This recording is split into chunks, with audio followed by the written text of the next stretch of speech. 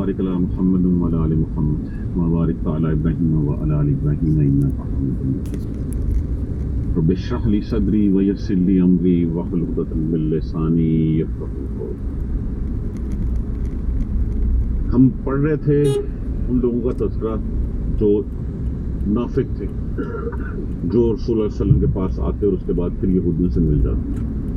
اب یہاں پہ کل ہم نے وجہ بھی پڑھی کہ وہ ان کی وجوہ کیا ہوتی، وجہ کیا ہوتی. آج ہم پڑھیں گے کہ جو پھر جائے ان میں سے تو وہ اللہ کا کچھ نہیں بگاڑ سکتا. اور تو وجہ تھی کہ یہ ریزن تھی کہ اس وجہ سے وہ مرتد ہوئے. آج ہم یہ پڑھیں گے کہ اگر وہ پھر جاتے ہیں، یا ایھا الذین آمنوا، اے ایمان والو، من یرتد منکم، من مسئولہ، یرتد لفظ کس سے ہے؟ ارتداد. ارتداد سے مطلب کیا ہوتا ہے؟ پلٹ جانا، پھر جانا. مرتد بھی اسی سے لفظ سے ہوتا ہے. جو پھر جائے تم میں سے ان دین ہی، اپنے دین سے. اب یہاں پہ دیکھیے ارتداد بھی دو قسم کے ہوتے ہیں. ایک ارتداد ہوتا ہے ظاہری قانونی، ایک بندہ مسلمان تھا دوبارہ عیسائی ہو گیا، دوبارہ یہودی ہو گیا، دوبارہ ہندو مت میں چلا گیا. یہ تو ہو گیا ڈکلیٹ کہ یہ مرتد ہے. ایک وہ ہے جس نے لبادہ تو اسلام کا اوڑا ہوا ہے، ساتھ ساتھ کبھی کبھی نمازیں بھی پڑھتا ہے، لیکن جب مشکل آتی ہے تب جو ہے وہ اسلام سے بات کھڑا ہوتا ہے. یہ ایسی بات ہے جو سورہ بقرہ میں جو ہے وہ کہی گئی، کلما اضاء لہم، جب چانن ہوتا ہے، روشنی ہوتی ہے ان کے اوپر، ان کو کوئی فائدے نظر آتے ہیں، مشاؤ فیہ، چل پڑتے ہیں ساتھ. وَإِذَا أَظْلَمَ، اور جب اندھیرا چھا جاتا ہے، مشکلیں آتی ہیں، مصیبتیں آتی ہیں، علیہم، ان پر قاموا، کھڑے رہ جاتے ہیں. تو یہ دوسری قسم ہے. تو یہاں پہ اس وقت ہم بات کر رہے ہیں دوسری قسم کے لوگوں کی، جس نے تو اعلان کہا کہ ہم یہودی ہوئے، ہم نصرانی ہوئے، وہ تو پھر گئے، وہ تو مرتد ہو گئے. اب مرتد کی سزا کیا ہے اسلام میں؟ قتل کر دینا ہے. اب ایک تو وہ ہے، دوسرے وہ جنہوں نے لبادہ اوڑا ہوا ہے، ہیں وہ بھی انہی کے ساتھ ہی، جن کے بارے میں ہم پچھلی آیت کریمہ میں بڑی تفصیل سے پڑھ بھی چکے ہیں. لیکن یہاں پہ کہا جا رہا ہے کہ اگر کیا بگاڑ لیں گے، اے لوگوں جو ایمان والے ہو، من یرتد منکم عن دینہ، تو جو پھر گیا تم میں سے تمہارے دین سے، اپنے دین سے، تو کیا ہوگا؟ فسوفا، تو جلد ہی، یاتی اللہ، عطا کا معنی کیا ہوتا ہے؟ آنا. لیکن اگر عطا کے بعد اس کا صلہ با آ جائے تو پھر اس کا معنی کیا ہوتا ہے؟ لانا. فمن یاتی اللہ، تو جلد ہی لائے گا اللہ بقوم، ایسی قوم کو، یحبہم، وہ محبت کرے گا ان سے، ویحبونہ، اور وہ محبت کریں گے ان سے. تو اب کیا ہوا کہ جو پھر جائے تو پھر جائے، کیا بگاڑ لے گا؟ اللہ ان کی جگہ پہ اوروں کو لے آئے گا. جیسے یہ سورہ نساء میں، ان یشاء یذہبکم ایھا الناس، اگر چاہے تو لے جائے تمہیں اللہ، ویاتی بآخرین، اور لے آئے دوسروں کو، وکان اللہ علی ذلک قدیرا، اور وہ اس کے اوپر قادر ہے.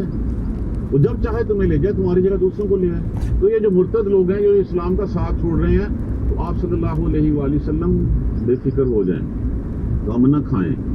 یہ اگر 300 چلا بھی گیا تو کوئی فرق نہیں پڑتا. یہ جو ہے وہ مرتد اگر جو ہے وہ آپ کا ساتھ چھوڑ بھی دیتے ہیں تو کوئی بات نہیں ہے. انہوں نے عبادہ ہو رہا ہے، اللہ سبحانہ تعالیٰ ان کی جگہ پہ آپ کو اور دے دے گا. اور پھر کتنے دیے اللہ نے، کتنے دیے اللہ نے، اتنے دیے اللہ نے کہ جس وقت جو ہے وہ رسول اللہ صلی اللہ علیہ وسلم کی دنیا سے گئے. یہ خبر ہے وہ بھی اس سینس میں بھی لی جا سکتی ہے کہ اگر یہ پھر بھی جائیں گے تو کیا بگاڑ لیں گے. جیسے رسول اللہ صلی اللہ علیہ وآلہ وسلم اس دنیا سے رخصت ہوئے، کتنے قبائل تھے جنہوں نے جو ہے وہ فوراً سے پہلے جو ہے وہ ماننے سے، زکوٰۃ دینے سے انکار کر دیا. حضرت ابوبکر صدیق رضی اللہ تعالیٰ نے ان کے ساتھ جہاد بھی کیا، جنہوں نے کہا جی ہم نمازیں تو پڑھ لیں گے لیکن ہم زکوٰۃ کو نہیں دیں گے، یہ ٹیکس ہم سے نہیں دے ہوتا. تو لوگوں نے سمجھایا بھی کہ اس وقت جو ہے وہ بہت سارے جو ہیں وہ قذاب بھی کھڑے ہوئے ہیں، تو صلح سے کام لیا. انہوں نے کہا جس کام کا حکم اللہ نے دیا ہے، تم نے نہیں لڑنا، نہ لڑو، میں اکیلا ان کے خلاف جہاد کرنے جاتا ہوں. کہا جاتا ہے کہ انبیاء کرام کے بعد سب سے اندر کی مقدس شخصیت ہے صدیق اکبر رضی اللہ عنہ. انہوں نے جہاد کیا، پھر اس کے بعد اللہ لے آئے گا اوروں کو. اللہ سبحانہ تعالیٰ جو ہے اس کے بعد اتنے لایا کہ وہ سارے جہان کے اوپر جو ہے وہ غالب آ. تو پہلی اللہ نے کہا کہ اگر پھر جائیں گے تم میں سے تو اللہ تمہارے لیے ایسے لوگ لائے گا وہ محبت کریں گے اس سے. اللہ ان سے محبت کرے گا وَيُحِبُّونَهُ اور وہ اس سے محبت کریں گے. اب ہم اللہ سے کیسے محبت کریں گے؟ دیکھا اللہ کسی نے؟ اللہ تو اپنی کائنات میں اپنی جو ہے وہ فیصلوں میں نظر آتا ہے ہمیں. لیکن کیسے محبت کریں گے؟ اللہ سے محبت کرنے کے لیے نہ تو کوئی حسب نسب چاہیے نہ کوئی شکل چاہیے. اللہ سے محبت کرنے کا طریقہ کار جو ہے وہ اللہ سبحانہ تعالیٰ نے قرآن پاک میں بتا دیا. وہ طریقہ کار کیا ہے؟ کہہ دیجئے قُلْ إِن كُنتُمْ تُحِبُّونَ اللَّهَ اگر تم ہو اللہ سے محبت کرنے والے فَاتَّبِعُونِی تو میری پیروی کرو. کس کی پیروی کرو؟ رسول کی. تم رسول کی پیروی کرو. یحببکم اللہ وہ محبت کرے گا. اللہ کی تک راہ پہنچنے کی راہ کس نے دکھائی ہمیں؟ کس نے دکھائی ہمیں؟ محمد رسول اللہ صلی اللہ علیہ وسلم. اللہ نے جو اپنا کلام نازل فرمایا آپ صلی اللہ علیہ وسلم پہ وہ کلام ویسے کا ویسے ہی ہم تک پہنچ گیا. تو اللہ سے محبت کرنی ہے تو پہلے جو راستے میں درمیان میں رسول اللہ صلی اللہ علیہ وآلہ وسلم ہے ان سے محبت کرو. رسول کی اطاعت نہیں کرو گے تو پھر اللہ کی اطاعت تمہیں کیسے پتہ چلے گا کہ اللہ تمہارا تم سے کیا چاہتا ہے؟ اللہ نے جو پیغام جو اپنے میسنجر کے ذریعے اپنے نبی کے ذریعے پیغام پہنچانا تھا وہ رسول کے ذریعے آیا. تو اگر تم اس رسول کو نکال دو گے تمہارے پاس اللہ کا پیغام کیسے آئے؟ پھر تم کیسے کہتے ہو کہ یہ قرآن اللہ کی کتاب ہے اگر تم رسول کو نہیں مانتے؟ تو اگر اس رسول کی حدیث کو نہیں مانتے تو پھر کس نے کہا تمہیں کہ یہ کتاب اللہ کی طرف سے آئی ہے؟ رسول صلی اللہ علیہ وسلم. تو اللہ تک پہنچنے کا راستہ رسول اللہ صلی اللہ علیہ وآلہ وسلم کی محبت سے. کیونکہ جو رسول اللہ صلی اللہ علیہ وسلم نے کہا اس آپ صلی اللہ علیہ وسلم نے فرمایا کہ دیکھو ایک تو وہی جلی ہے جو قرآن شکل کی شکل میں, ایک وہی خفی بھی ہے. وہ وہی جو میرے پاس آئی ہے تم کیا سمجھتے ہو کہ میرے پاس صرف قرآن آیا؟ اصل فرمایا میرے پاس اتنا اور بھی بہت کچھ ہے. اور وہ اور بہت کچھ کیا ہے تو یہی حدیث ہے, سیرت طیبہ ہے آپ صلی اللہ علیہ وآلہ وسلم کی. تو اللہ تک پہنچنا ہے فاتبعونی کہا گیا. کل کہہ دیجیے ان کو اگر تم اللہ سے محبت کرتے ہو تو میری پیروی کرو. اللہ سبحانہ تعالیٰ فرما رہے ہیں رسول اللہ صلی اللہ علیہ وسلم سے کہ ان کو کہہ دیں اپنی طرف سے پیغام دے دیں کہ اگر تم اللہ سے محبت کرتے ہو تو میری پیروی کرو. میری پیروی کرو گے تو اللہ تم سے محبت کرے گا.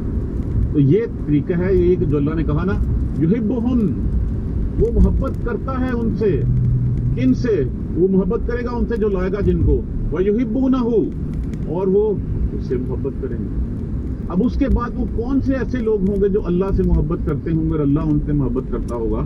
ان کی صفات بیان کی گئی ہیں. اب ان صفات کو اگر آپ دیکھ لیں, پہلی صفت ان کی کیا ہوگی؟ اذلتن. اذلتن لفظ کس سے ہے؟ ذلول ان سے. ذلیل ان سے بھی ہوتا ہے یہ. اب میں نے اس دن بھی سمجھایا تھا کہ عربی میں جو معنی ہوتا ہے وہ ضروری نہیں ہے کہ اردو میں کیا معنی لیا جاتا ہے اس کا؟ معاذ اللہ ثم معاذ اللہ کمینہ, ٹھیک, ذلیل نیگیٹو معنی میں لیا جاتا ہے. عربی میں اس کا معنی ہوتا ہے نرم کو, پیار کرنے والا, رحم دل, نرم. یہ لفظ عزیزن کا متضاد لفظ ہے. ہم کہتے ہیں نا اللہ عزیز حکیم, غالب, زبردست ہے. تو زبردست کے بعد جو اس کا متضاد لفظ ہوتا ہے وہ نرم دست, زیر دست ہوتا ہے, جو پیار کرنے والا ہوتا ہے. تو ایسے لوگ جو اللہ سے محبت کرتے ہوں گے اور اللہ ان سے محبت کرتا ہوگا, ان کی پہلی کیا نشانی ہوگی؟ اذلتن علی المؤمنین, مومنین کے اوپر بڑا نرم دل ہوں گے. مومنین کے ساتھ ان کا جو رویہ ہوگا, ان کا جو بیہیویئر ہوگا وہ پیار کرنے والا ہوگا. عزتن علی الکافرین, یہ ذلیل کے متضاد لفظ عزت عزیز سے, اور وہ سخت ہوں گے کافروں کے اوپر.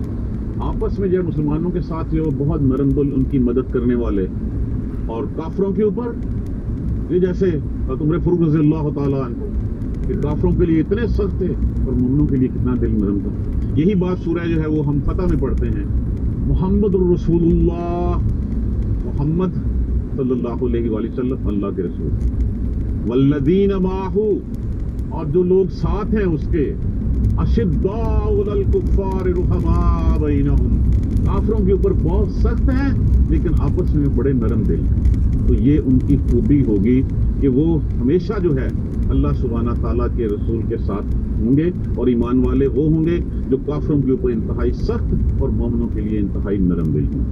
پہلا فیچر تو یہ بیان کیا گیا ان کا، کن لوگوں کا؟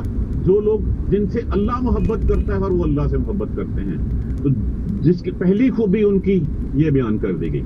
دوسری بات کی گئی یجاہدون فی سبیل اللہ، وہ اللہ کی راہ میں جہاد کریں گے، وہ نہیں خاطر میں لائیں گے اپنے مال کو، نہیں خاطر میں لائیں گے اپنی جان کو۔ جب اللہ کا معاملہ آ جائے گا تو پھر اس میں جو ہے وہ سر کٹوانا قبول کر لیں گے، لیکن جو ہے وہ آنچ نہیں آنے دیں گے، اپنی اٹ موسٹ ایفرٹ کریں گے اس دین کو نافذ کرنے کے، جو کچھ بھی ہو جائے۔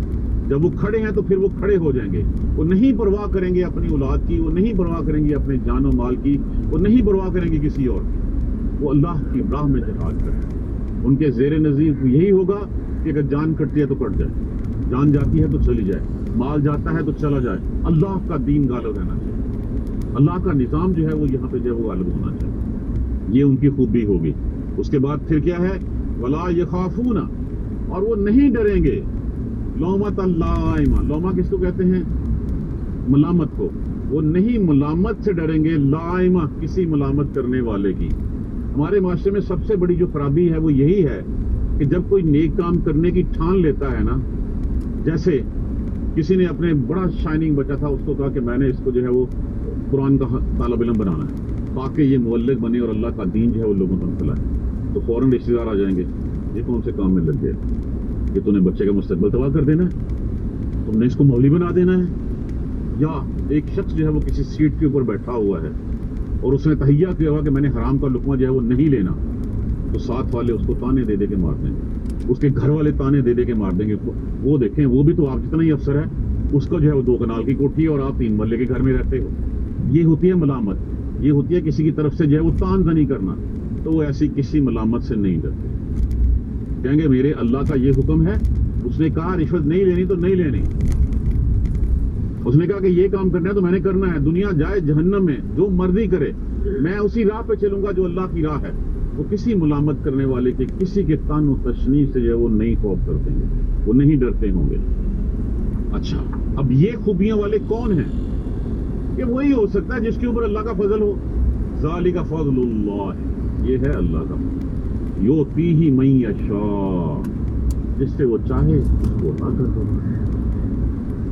واللہ واسع علیم، اور اللہ وسعتوں والا، علم والا ہے، اس کو پتہ ہے کہ کون جو ہے وہ مجھ سے محبت کرتا ہے، کون دل میں یہ رکھتا ہے، اور کچھ اسباب اس کو جو ہے وہ اس طرف آنے نہیں دے رہا ہے، اللہ سبحانہ تعالیٰ پھر اپنا فضل اس کے اوپر فرما رہا ہے کہ یہ ساری خوبیوں والے بھی، جب ان کے پاس یہ ساری خوبیاں ہوتی بھی ہیں لیکن پھر بھی وہ اتراتے نہیں ہیں اس کے اوپر، وہ یہی کہتے ہیں کہ یہ میرے رب کا فضل ہے، ہوا ہے جو مجھ کے اوپر ہوا ہے، کہ مجھے اللہ سبحانہ تعالیٰ نے ان چیزوں سے نوازا ہے، اس اللہ کی رحمت کی بدولت میں اس قابل ہوا ہوں کہ میں مومنوں کے ساتھ جو ہے وہ پیار کر سکوں، میں کافروں کے اوپر سخت ہو جاؤں، میں اللہ کی راہ میں جہاد کر سکوں، اور میرا دل اللہ نے اتنا بڑا کر دیا کہ میں کسی تانے دینے والے کی، کسی ملامت کرنے والے کی ملامت جو ہے وہ نہیں ڈرتا، اس لیے کہ یہ اللہ کا فضل ہے، جس سے چاہے وہ دے دے، وہ وسعتوں والا ہے، وہ علم والا ہے، وہ اس کی مرضی ہے۔